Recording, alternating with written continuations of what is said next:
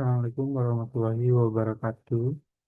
Izin memperkenalkan diri, nama saya Zio Predita Sukmana, Prodi Manajemen dengan NIM 1011221201158. Di sini saya akan mempresentasikan suatu masalah atau kasus, yaitu krisis Wakil Wali Kota Bandung yang ditetapkan sebagai tersangka.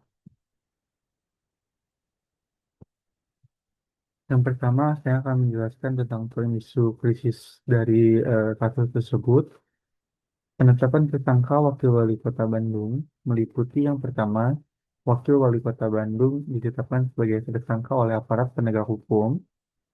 Yang kedua, reputasi dan kredibilitas pemerintah Kota Bandung terdampak. Yang ketiga, kepercayaan publik terhadap pimpinan daerah menurun. Yang keempat, kekhawatiran terganggunya stabilitas pemerintahan dan layanan publik. Yang kelima, pemberitaan media didominasi tone negatif. Yang keenam, minimnya klarifikasi awal memperkuat persepsi negatif publik.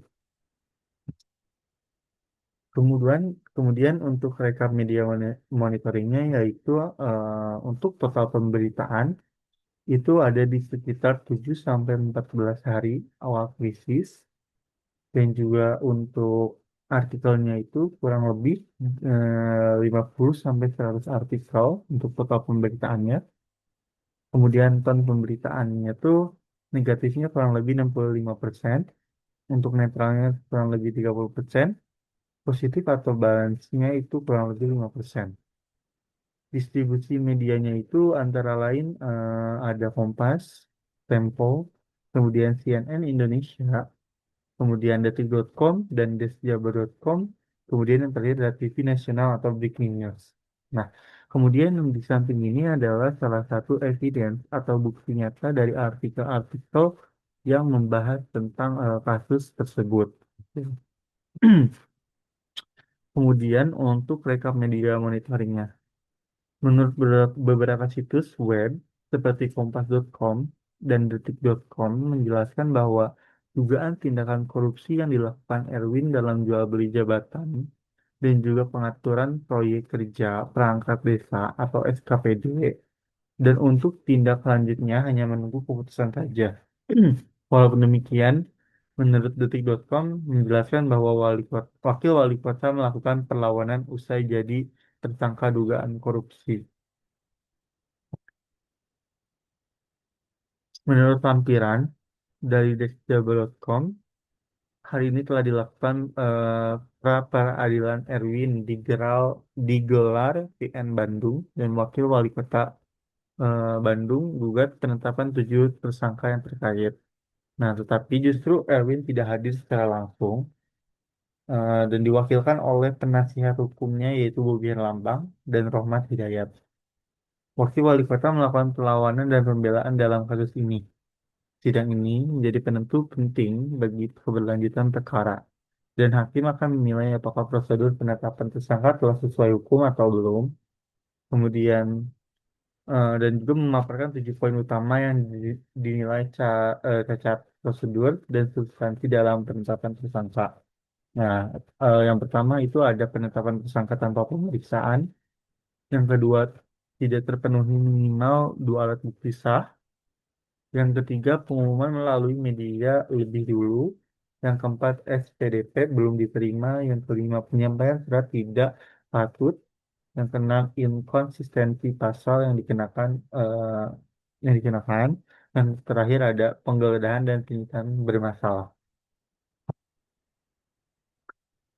Lalu yang kemudian untuk membahas upaya handling krisis PR dengan evidence. Nah, yang pertama itu ada pernyataan resmi cepat dan terukur.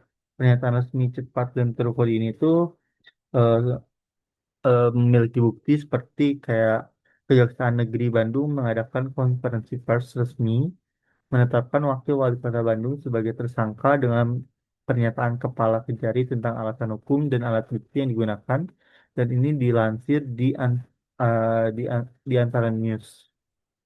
Kemudian juga keterangan Wali Kota Bandung memastikan proses hukum dihormati dan tidak dicampuri juga sudah dilansir di salah satu artikel juga yaitu di tirto.id.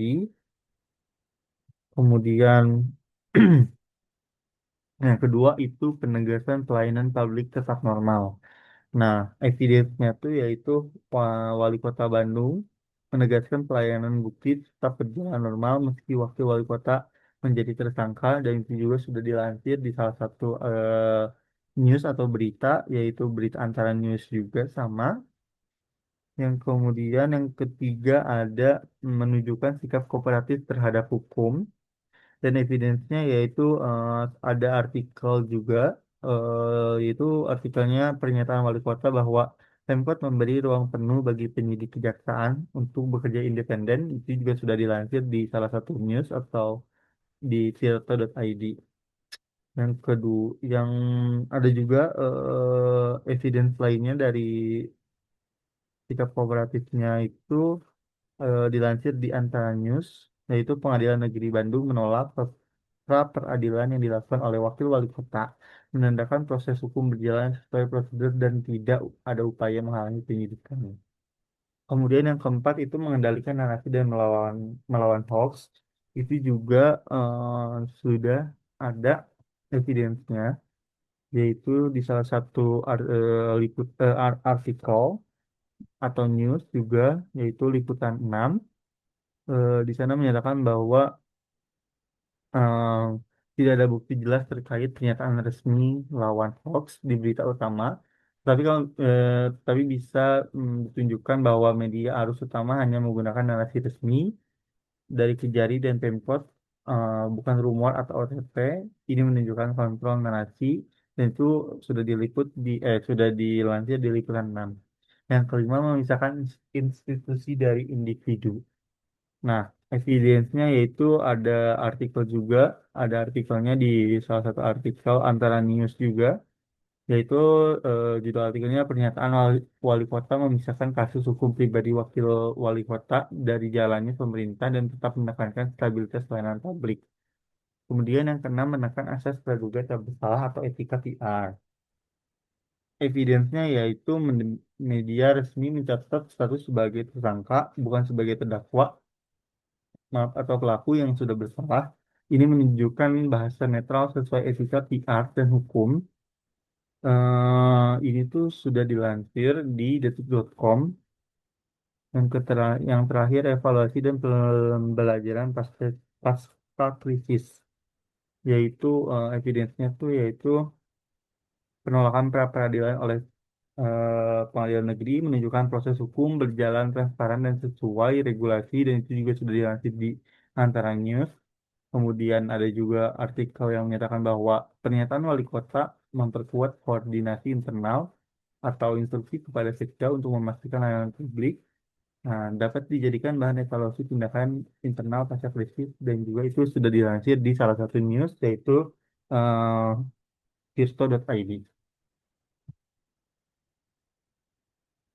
Cukup sekian presentasi yang dapat saya sampaikan. Mohon maaf bila ada salah, salah kata.